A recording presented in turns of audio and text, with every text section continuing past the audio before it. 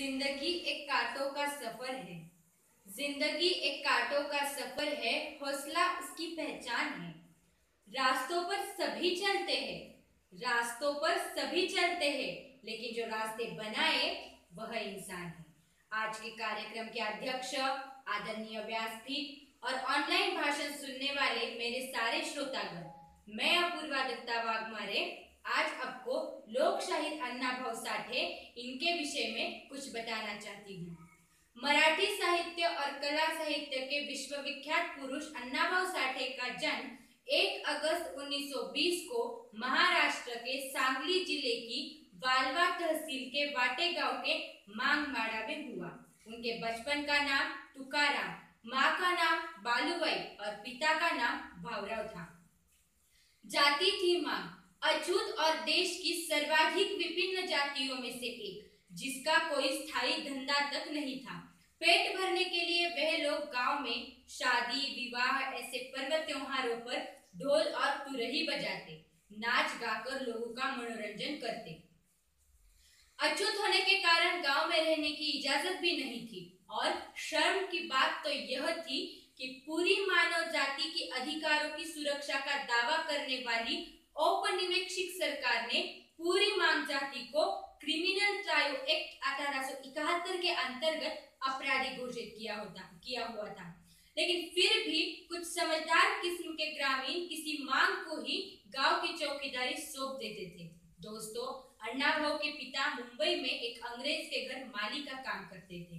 एक बार वे छुट्टी लेकर अपने गांव आए तो अण्णा की मां ने अण्णा का दाखिला स्कूल में कराने की सलाह उनके पिताजी को दी, लेकिन गांव के स्कूल मास्टर कुलकर्णी अपराधी जाति के बालक को दाखिला देने को तैयार न थे। फिर कुछ देर बाद उन्होंने दाखिला दे दिया, लेकिन जाति द्वेष और अपमान बना रहा।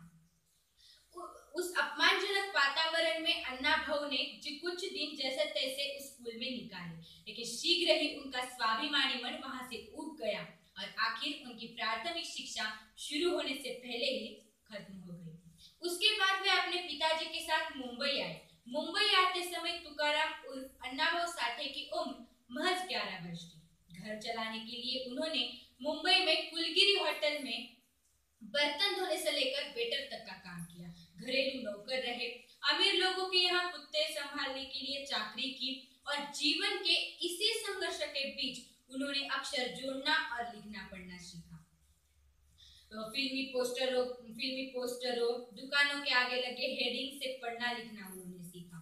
उन्होंने मुंबई में कुला, माटुंगा, दादर, घाटकोपर इस जैसे ठिकाने अपने बदलते रहे। दोस्तों, उनके निकट के रिश्तेदार बापू साठे एक तमाशा मंडली चलाते थे। गाना बजाने का शौक अण्णा भाऊ को उन्हीं तक ले गया। एक दिन उनके मंच पे क्रांति सिंह नामक विख्यात नाना पाटिल आए थे। उन्होंने अंग्रेजों की शोषणकारी नीतियों का खुलासा करने वाला जोरदार भाषण किया। तब अण्णा भाऊ के समझ में आया, गरीबी सामाजिक समानता की राह में सबसे बड़ी बाधक है और यह भी समझ आया कि गाना बजाना केवल मनोरंजन का साधन नहीं, बल्कि इसके माध्यम से हम सोए हुए समाज को जगा सकते हैं। और उसी दिन अण्णा भाऊ ने लोक शाहीर अण्णा भाऊ बनने की नींव पड़ी और वो समाज की गरीब और श्रीमंती को कम्युनिस्ट की नजर से देखने लगे और उनकी यही बात उन्हें आगे चलकर कम्युनिस्ट पार्टी तक ले गई। उसके कुछ दिनों बाद उन्होंने अपने कुछ साथीदारों के साथ मिलकर लाल बाउटी तमाशा मंडल शुरू किया। इस लाल बाउटी तमाशा मंडल के अंतर्गत उन्होंने कई सारे क्रांतिकारी कार्यक्रम अपने समाज के सामने रखे और वह अपने समाज के लोगों को स्वतंत्रता का महत्व उस कार्यक्रम की तहत देने लगे और उनकी इसी सारी बातों की वजह से लोग उन्हें लोक शाहीर कहने लगे। दोस्तों, इतना संघर्षमय जीवन होते हुए भी उन्होंने 350 से भी ज्यादा कथाएं लिखी। उनकी कथाएं, उपन्यासों की तो देश विदेशों में भी खूब वाहवाह हुई और उन्होंने लिखी फकीरा कहानी तो पूरे विश्व में विश्वविख्यात हुई। महाराष्ट्र सरकार ने तो उसे शीर्ष पुरस्कार देकर भी सम्मानित किया। इस प्रामाणिकता की वजह से सरकार ने उन्हें 1968 को मुंबई में एक रहने के लिए छोटा सा घर दिया, लेकिन वो नया ठिकाना इस नेक दिल इंसान को रास न आया। इसीलिए एक साल साल के भीतर ही 18 जुलाई 1969 को वे महान कलाकार हमें छोड़कर चले गए।